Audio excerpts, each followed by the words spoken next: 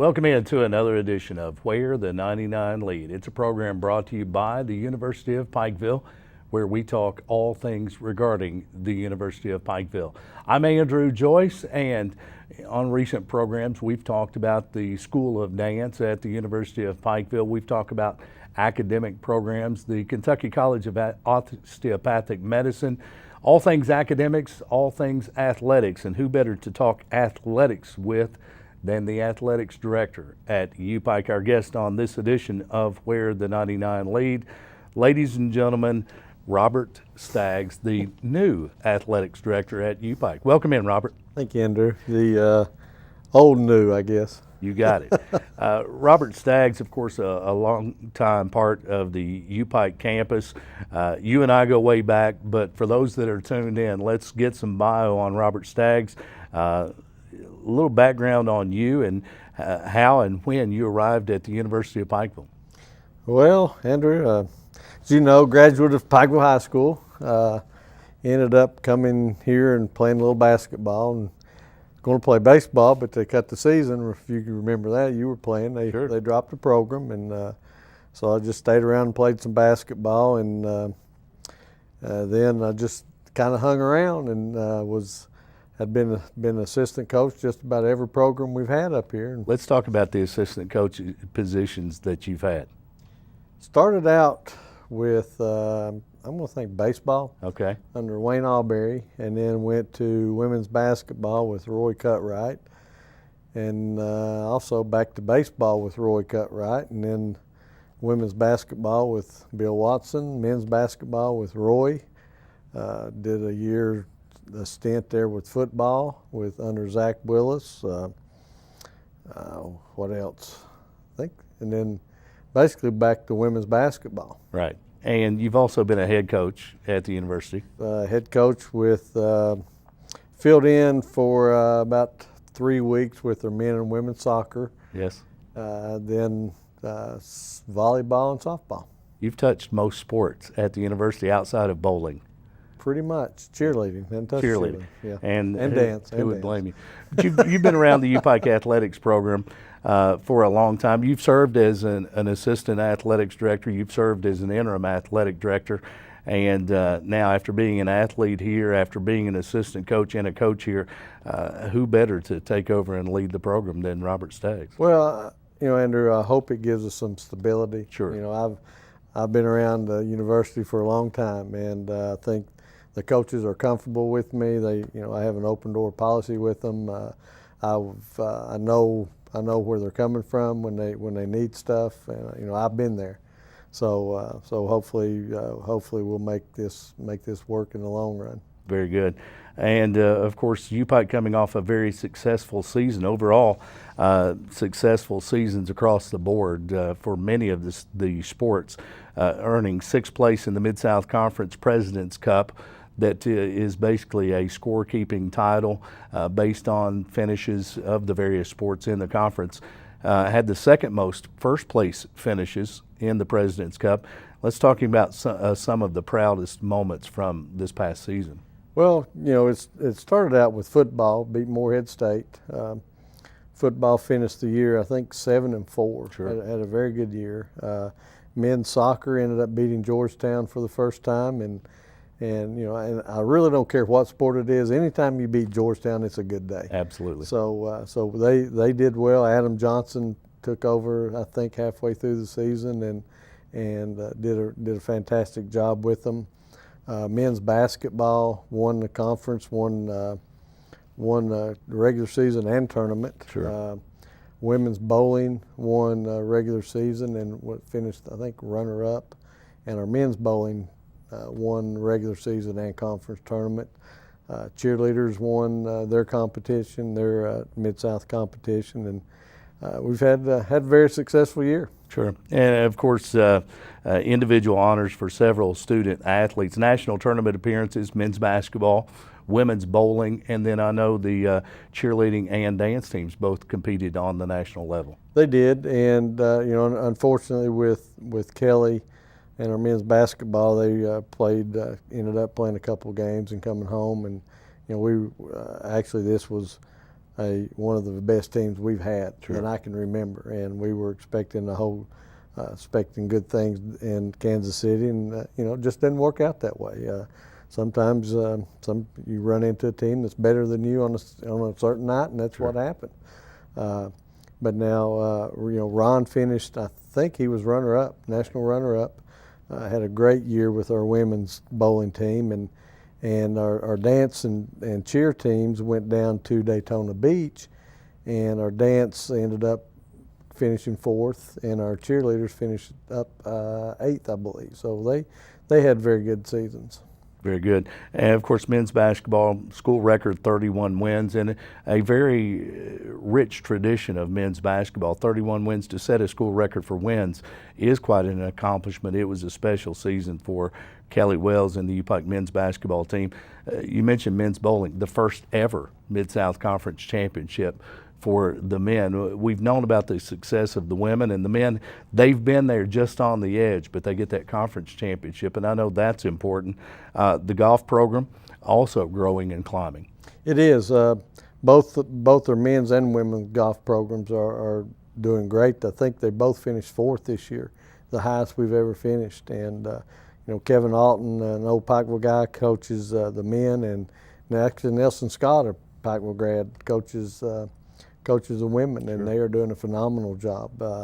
They have turned both those programs around. And then men's tennis, a program that's had success in recent years, and then the program seemed to slide some, but it's come back with a flourish. Yes, Tim Alderman coaches our men's tennis team, and he has done a great job out recruiting. We have a lot of international students that came over and played, and they were knocking on the door this year of the national tournament. I think they were the last team out that did not make it in. Sure.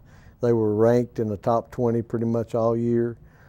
Did very well in our conference, and so we're looking for some great things from him. Absolutely. And then track and field. It's a sport we hear about cross country, and very aware of that, but track and field also participating at the conference. Well, we did. We had a track and field team, and that is more or less a fledgling sport for us. Sure. John Byrie coaches it.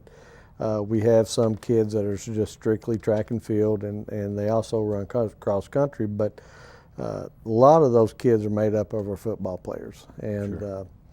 And it gives them something to do, keep them in shape over the spring, other than practicing with our spring football season. But they did well. We had, I'm thinking, one or two runners made the podium this year, which is the first time we've ever had someone on the podium in our track and field. Very good. Robert Staggs, U-Pike Athletics Director, our guest on this edition of Where the 99 Lead. We recapped the 2013-2014 seasons, and we'll take a look ahead at the upcoming seasons at U-Pike and some new sports coming on board. But when we talk about athletics, I know at U-Pike you take a lot of pride, the coaches take a lot of pride in the academics of the student athletes. An impressive number of student athletes earned academic honors from the Mid-South Conference and from the NAI this year, and I'm sure that's something that you're proud of. Are there accomplishments in the classroom? Well, Andrew, you have to remember that they are student athletes, students being first. And as Governor Patton always says, we're not a farm system for a minor or major league team. Right. We want our kids to come in and get a quality education, and athletics is a means for that. And we are so blessed this year. We had, I'm thinking, 77 of our student athletes made the Mid-South All-Conference all academic team, which is a record. Wow. Record for us. And we also had 33 academic All-Americans, which is great. That's incredible. And, we're so proud of our kids, and our coaches stay on them. They're in study halls. If they're not in class, they go to study halls. We have tutoring services set up for them. So there's really no excuse for them not to succeed in the classroom. And I think many people take for granted what student athletes do and what they are. Yes, they are students. they are athletes, and we see them maybe on game day. But these student athletes are spending hours upon hours in practice time, in the weight room, in classroom time, in film sessions, depending on what sport they are. They basically have a full-time job and are college students as well. Well, you know that as well as anybody, you being a former baseball player. You just don't show up on game days and play. They're practicing. They have individual workouts. Like you said, they're in weight room. They're in film sessions. They're doing all this stuff, plus trying to keep up with their studies. I mean, one good thing about college, it teaches you time management. Sure. And it's a great learning tool for them to go out and to be productive citizens once they graduate. But again, it's academics first. If you're not going to make the grades, you're not going to be able to play. Sure. And of course, the university offers support services for those student athletes. You mentioned tutoring. You mentioned study halls that are monitored, and just trying to help the students succeed, and providing those services that the other college students, the typical college student, they get those services as well, but making sure the athletes have an opportunity to succeed. There's more to being an athletic director than just being in charge of game management and managing the budgets. There is. It's transportation. It's helping sometimes with scheduling. It's helping with as far as scheduling our facilities. Sure. I mean, we have X amount of teams with only a couple of facilities, and I've got to sit down with coaches and say, all right, you practice here, here, and here, and sometimes it gets hairy. But you have that. You have you got to make sure coaches are within their budgets. You've got to make sure that the eligibility forms are signed. And it's more than just showing up at ball games. Sure, absolutely. And of course, you talk about the field concerns, facilities, and you've added another sport. Here we go, the newest sport to campus, lacrosse. Let's talk about the coach and how recruiting is going with that. Well, we have our third coach, Mallory Stockwell, and she is doing a great job. We have about 18 kids right now, and she has a spring schedule. We will play at Bob Amos Soccer Field, but she is out recruiting right now. She's still on it, and it should be exciting. We're looking forward to it. 18 lacrosse players already signed. She does. Now there's some that are strictly lacrosse, but now she has a few kids that are either soccer players or they're playing another sport, but they also want to play lacrosse in the spring. Sure. So that's going to help her with numbers. And that's a sport that is not played a lot on the high school level in Eastern Kentucky. So I would imagine the recruiting circuit is far and wide. Well, it actually, Andrew, as far as women's lacrosse, it's probably the fastest growing sport in the country right now.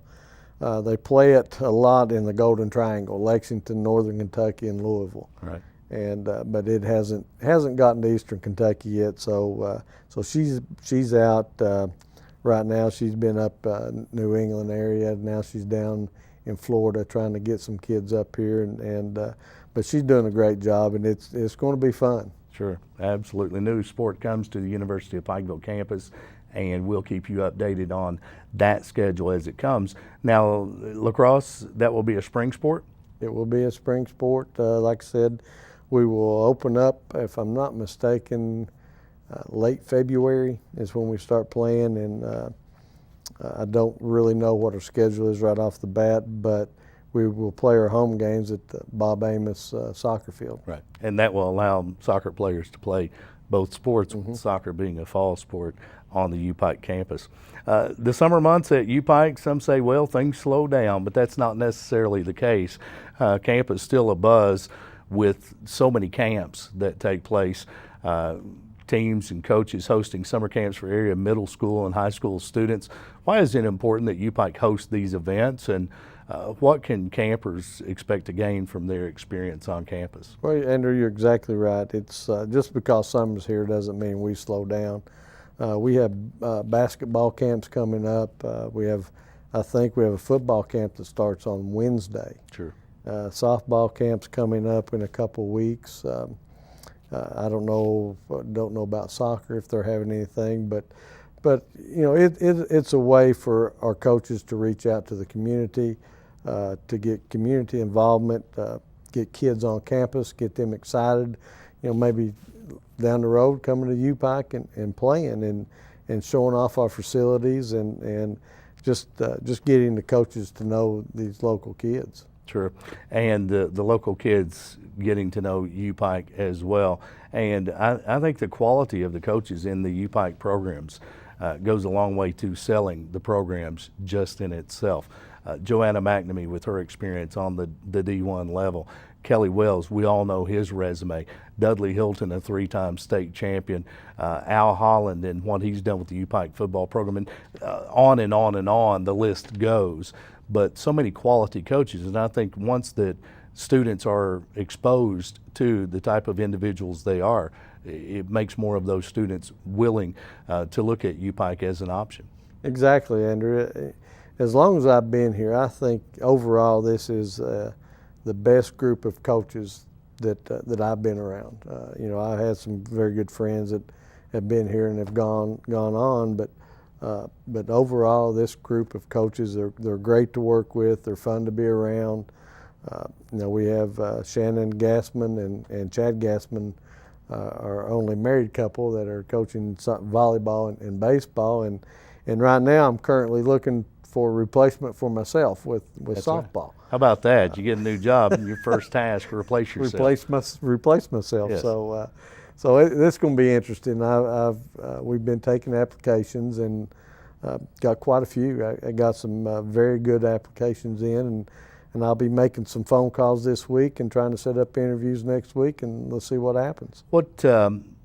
What area would you look for in a softball coach for the University of Pikeville? Do you look to someone with college experience? Are you wide open? Would it be someone who's had a successful high school coaching career? What are you looking for in that replacement? Well, actually, I'm looking for the best person, whether it be male or female. They're going to have to feel, or I'm going to have to feel comfortable working with them and feel like they're going to be comfortable with, and I'm going to still call them my players. Sure. You know, they're going to be my players regardless. Right. And I want to get the best person out there for them, and they don't necessarily have to be a college coach with some experience, but you know, I'm leaning that way. Again, if I get a nice applicant that has some very good high school experience and just wants to try college, and I think that they're going to be a good fit, then I won't hesitate, pull that trigger. But right now, I am looking for the best person possible that's going to come in and stay and build this program up. So that'll be the next big announcement we wait for. When do you expect to have a hire? Well, I hope to have a hire within the next couple of weeks. Okay. So, you know, the sooner the better. We'll look for that press release. Robert Staggs, the athletics director at the University of Pikeville, our guest on this edition of Where the 99 Lead. We review last season. We look ahead to the upcoming season and looking ahead to the upcoming basketball season. The men's basketball team has announced a few exhibition games that fans are already excited about. Let's talk about those matchups. Well, yeah, Kelly's got a week exhibition schedule coming up. You know, we open up on, I think, November 1st down the road at Lexington. So we'll end up playing UK, and then on the 2nd we go to Tennessee. Yes. So, you know, I don't know what he's thinking. Kentucky, of course, exciting for, in our area, most folks bleed blue. And of course, Kentucky coming off a national championship game as a national runner-up, returning many of those players, expected to be a preseason number one, and that's how you open your exhibition season. Sure, just a nice little jaunt down to Lexington, and should be fairly easy for us. And then Tennessee, an SEC school, a Division I opponent, on the very next night. But Robert, these are exhibition games. They won't count against you. What does that do for a coach as far as recruiting goes and for exposure for the university? Well, let me get this one in there. Then a week later, on the 10th, we go to Western. Uh-huh. So another Division I program. Another Division I program. But no, this is something that, as far as the university getting our name out there, this is something that we don't have the money to do. This is great publicity for the university. It's great to get our name out there, to see what kind of at what level we are playing on as far as our men's basketball, and and it's not going to be on UK's level. Sure. But as far as the NAIA level, we're as good as it gets, and that's going to get our name out there, and it's going to get us some recognition that we never see, and kids will be interested. I mean, not every kid out there is a D1 player. Sure. And but we try to get the best kids possible, and and Joanna has right now. I'm sitting on a contract with Eastern Kentucky University, just waiting to sign it, depending on what UK does. So, there's a good opportunity. There's a good chance she's going to be playing UK. So it's exciting around here. Absolutely, and of course, benefits in recruiting, benefits in experience for the teams, and of course, there's a financial benefit and a PR benefit as well to the university taking on those Division I opponents. And I think the fact that Pikeville is looked at as a worthy exhibition opponent for several years now from the University of Louisville. This will not be the first trip to UK, but I think there's a great respect for the programs and for the university from those other schools. There is, Andrew, and I'm not going to sit here and lie to you and say we're going to get a nice little paycheck from Kentucky, not so much from Tennessee or Western, but what we're getting is worth more. What we're getting in return is worth more Sure. than that paycheck. We're getting our name out there nationally. ESPN will have us on their show, and it's just phenomenal that we're thought of so highly that those teams want to play us. Right, and having them back again from another time.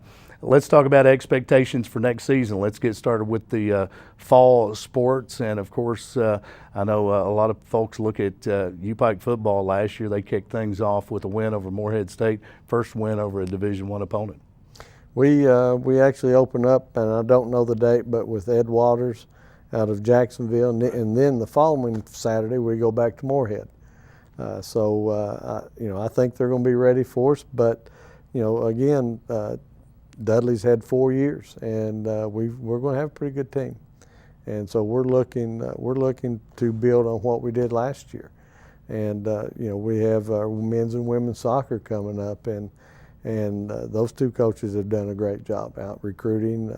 They're going to be very competitive, so we're looking, we're looking at having a very competitive fall season. I know I've had a chance to take part in National Signing Day ceremonies for the UPike football program for the last 2 years, and this year's class, the coaching staff seemed extremely excited about. Not just the guys that will be incoming freshmen for the upcoming season, but some transfers, some guys that came in mid-season that will be able to help immediately. And when you lose some guys with the talent that this team lost last year, and finally starting to develop some depth, you need some guys with experience, and I know there was a lot of excitement there.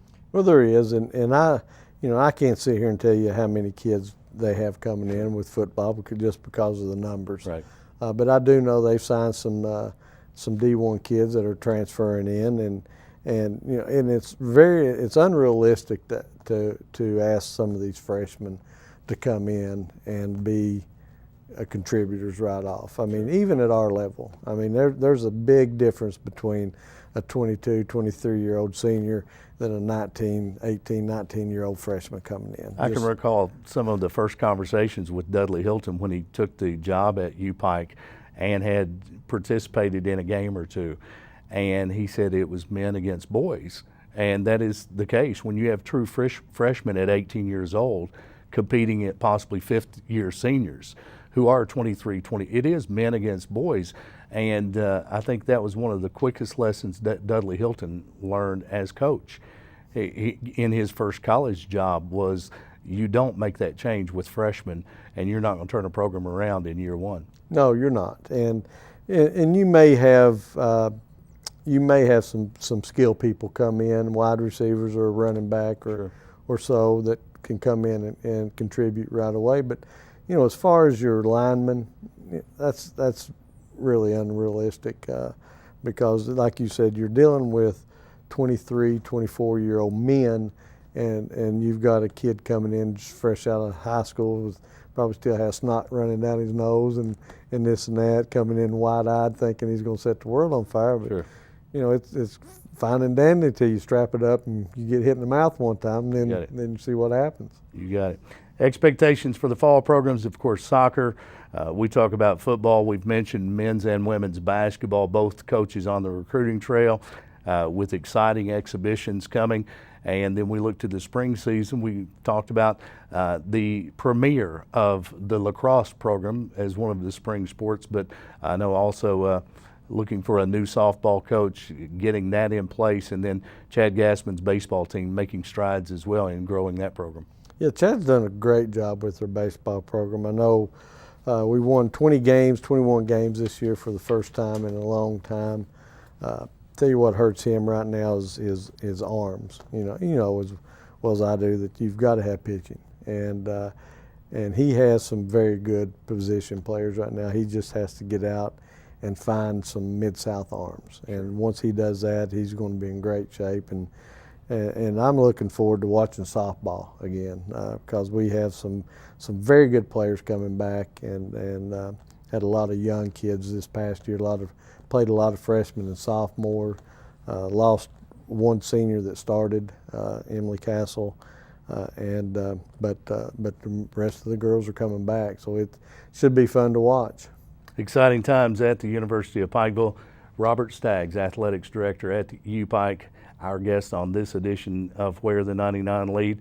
And Robert, congratulations on your new job. We hate to see you step aside from the softball dugout, but we know that the athletics department is in good hands. Well, I appreciate Andrew, and again, I'm hoping to bring some type of stability to the program, and we'll just see what happens from here. Robert Staggs, Athletics Director at the University of Pikeville, our guest on this edition of Where the 99 Lead.